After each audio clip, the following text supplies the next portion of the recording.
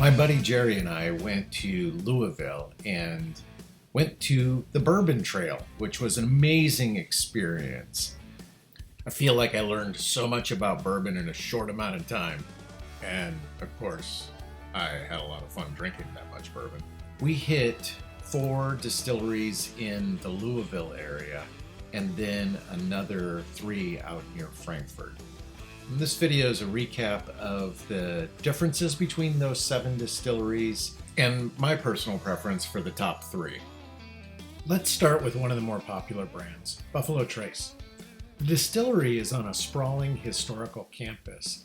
Records indicate that distilling started on this site back in 1775.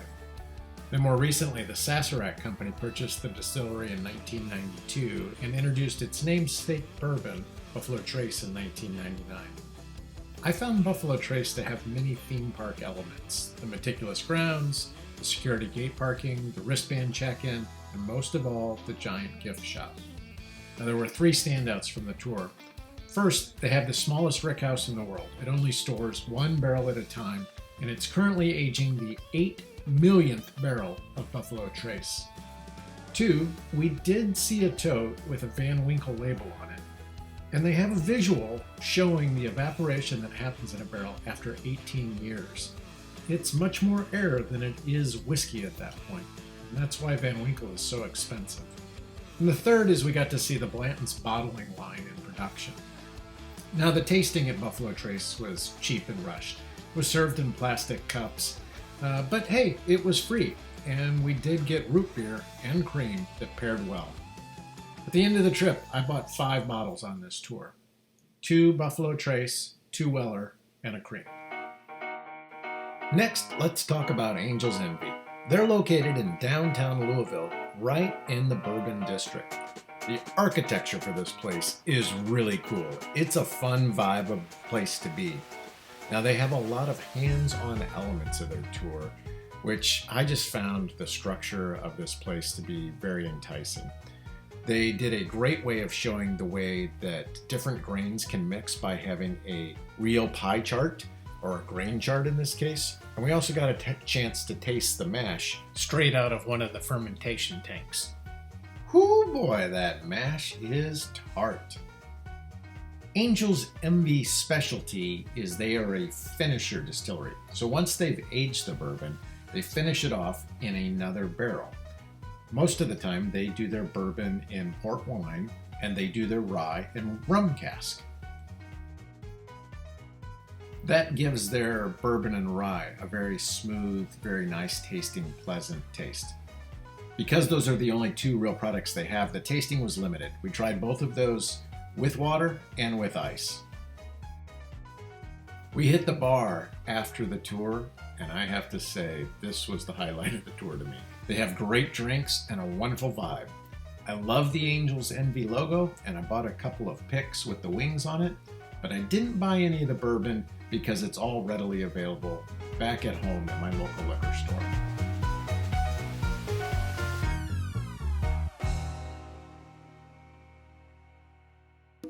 Next up is the Stitzel-Weller Distillery, located just outside Louisville to the southwest. The tour starts with a tale of the 5 keys, which is a sign of hospitality and the logo for blade and bow. Now, Stitzel-Weller is no longer a producing facility, so this was a historical tour that at times felt a little bit like a ghost town. But what was cool was the tasting was progressive, so we tried different whiskeys at different places along the tour. Here's where it felt a little like a ghost town. You could see where production literally stopped and history written on the wall. Now, we got a great surprise with an amazing scotch. We got to try some Muckety Muck, which is a 26-year-old scotch from the Orphan Barreled series. This was pulled from the Port Dundas Distillery, which closed back in 2010, but they managed to save some of the whiskey that had been aging there. It was so rich with butterscotch and caramel, amazingly delicious. The other 3 tastings were okay, but nothing truly amazing. And they are using the rickhouses on the property to age bullet bourbon. It was a great historical tale. And they left us off in the main room showing these golden goblets that customers can get if they manage to get all 5 different keys off the Blade and Bow whiskey series. In the gift shop, I got a bag of bourbon-flavored coffee and 2 of the 5 key pins, but no bottles of whiskey.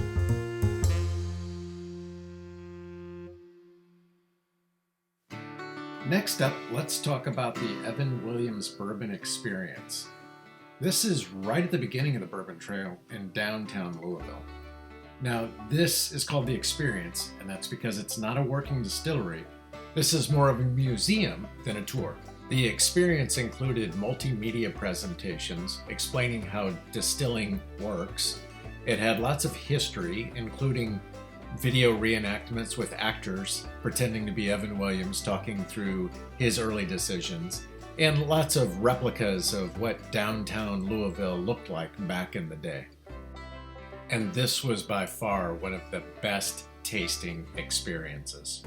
It's really all about where that barrel sat in our rick house and how long it sat in the barrel. So the mash bill is 78% corn, 10% rye, and 12% malted barley. Now give it a taste and see what you think. Cheers! Cheers. The setting for the tasting was set in an old bar, and our tour guide just did an excellent job explaining the mash builds, what we were drinking, what to look for in each of the tastings. I felt like I got a great education out of it. We also got a chance to pair it with some chocolate, which really enhances the flavor of a couple of the tastes we had. I ended up buying 2 bottles at this one, and it was good stuff that you couldn't get anywhere else. I got the high rye, and then I also got the 12-year-old Evan Williams. Now let's move on to my top 3 favorites. We've talked about 4 of the 7 distilleries I visited, but these next 3 truly stood out. In the number 3 spot, Woodford Reserve. Nestled in the stunning grounds between Frankfurt and Versailles, this distillery carries the legacy of the old Oscar Pepper distillery, which began production back in 1812. Now, Woodford didn't stay open during Prohibition, but it's been beautifully restored to its former glory. The tour and the setting are nothing short of elegant. I mean, it really feels like wealthy Kentucky. Woodford takes pride in its unique distilling practices. They use the traditional cypress vats for fermentation instead of metal. Not only do the cypress vats add historical charm, but they also provide superior temperature regulation, allowing for a longer, cooler fermentation process. Another standout feature of their process is their giant copper pot stills. Unlike the more common column still, Woodford's pot stills produce a richer, more flavorful spirit, albeit a slightly lower proof. The tasting experience was equally refined, educational, classy, and packed with variety. While I didn't buy a bottle this time, since most of their offerings are widely available, I've got my eye on their malt and wheat whiskeys for the future. And let's be real, I'll always grab a bottle of their double oaked whenever I spot it on sale.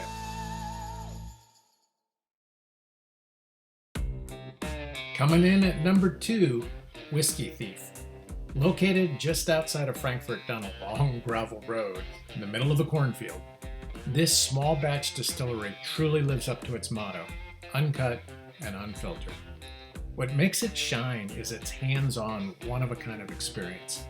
Whiskey Thief only opens 5 barrels at a time, and you pour your drink or bottle straight from the barrel using a Whiskey Thief. It's a giant copper straw, in case you're wondering. The young man leading our tour had a great line. A lot of distilleries brag about their decades-old proprietary yeast strains. We just leave the barn door open and let the sweet Kentucky farm air do its thing. Of course, I couldn't leave this experience without bottling my own whiskey. This is the kind of place I'd visit again and again. Every trip, and it would be a fresh experience.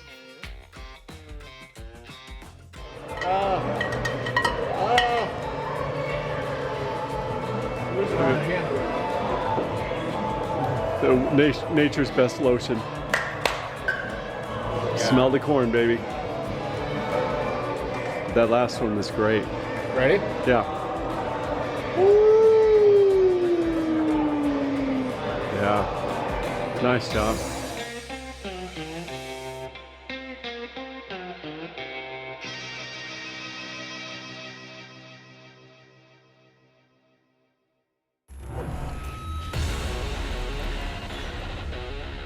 And finally, taking the #1 top spot, Rabbit Hole. Just a block away from Angel's Envy in the Bourbon District, Rabbit Hole stands out with its whimsical architecture and its playful vibe. This was by far the most interactive distillery tour of them all. From the start, we were handed an old fashioned, which I gotta say is just a great way to start the tour. We dove into every step of the process, and what was most fascinating to me was we got to taste the mash at different stages. We literally stuck our fingers in the fermenting vats and tasted how it changes over time, because each of these vats was about 6 hours further along in the process than the one before.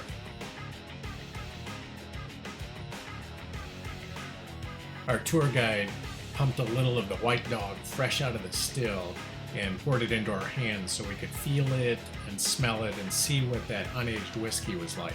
Then they've got the coolest pump where all of their White Dog goes through as a celebration of the whiskey before it gets put in barrels and shipped out to the rick house to age.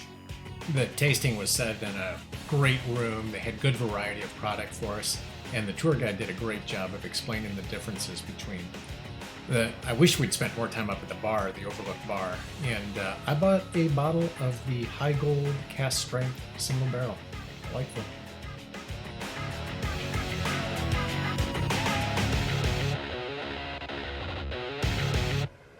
This was such an amazing experience. I love being able to learn to a point where I can start to deconstruct something and really say, what are the elements of this that I enjoyed or didn't appreciate near as much? And you can probably tell from my rankings that immersive, hands-on experience is a big deal for me. I really like being able to participate and be there hands-on.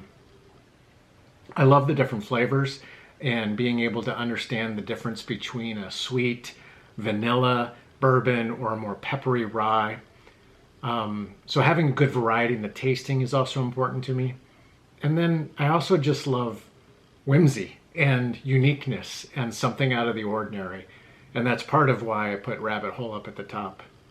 I'd love to hear if you've been to any of these, what you thought of them, any that you think I should try when I go back, because I'm planning on going back. And just what your experience is about what you like and don't like in different bourbons or different distilleries.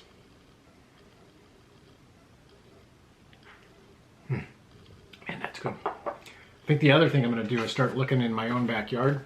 Lots of distilleries in Missouri, and I've hit a few of them, and I'm going to try to work through the whole passport. Thanks, and cheers.